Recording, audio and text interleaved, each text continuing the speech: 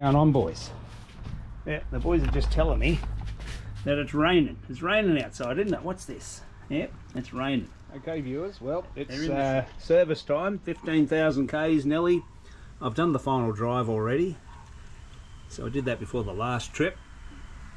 But there's some new oil, so we'll check the valves and change the oil in the gearbox and so on, and then did some extra modifications here.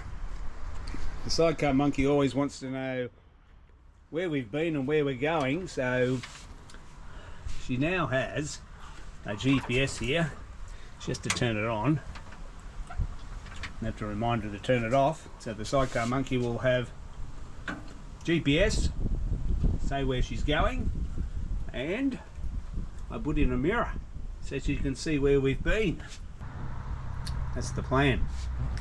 Right, let's get on with this service. Okay. While I'm here, somebody asked me about check engine lights and so on, and this is a little cop, and I got this off somebody else. It's not my original idea, but be careful, this little rubber boot can sometimes vibrate off and go down there, and that causes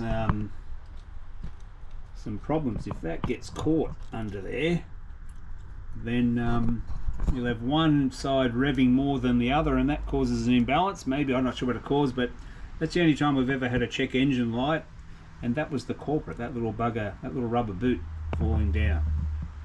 So after a big ride with lots of vibrations and so on, I just always look down and check that they're both up in that position.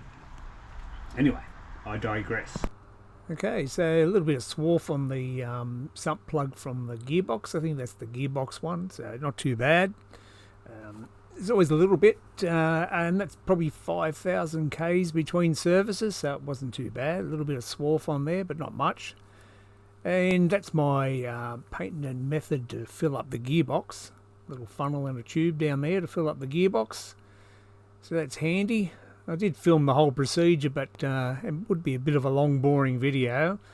So there's the cleaned up sump plug. So it's pretty easy to do the gearbox. Gearbox isn't any drama, and the engine's not any drama. You can always follow the manual, and it tells you what, how much to put in and so on. There's a bit of a procedure.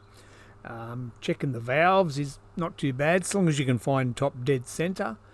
The spark plugs, just be careful there. You don't want to over tighten them because there's only a few threads into that bit of alloy there, so be careful with the spark plugs.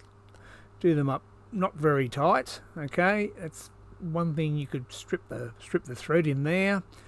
It's a pain in the butt leaning over trying to do the valves in between the sidecar and so on, but it's not too bad. So I get them between 0.1 and 0.15, so the 0.1 goes through and the 0.15 doesn't go through. As long as you're at top dead center, it's pretty easy to do. You lose a little bit of oil, so it's good to do that on an oil change. And I managed to reuse one of the cork gaskets, such a cheapskate, and on this side I put a new cork gasket on. So that's about it. So all went well, changed the filter and so on.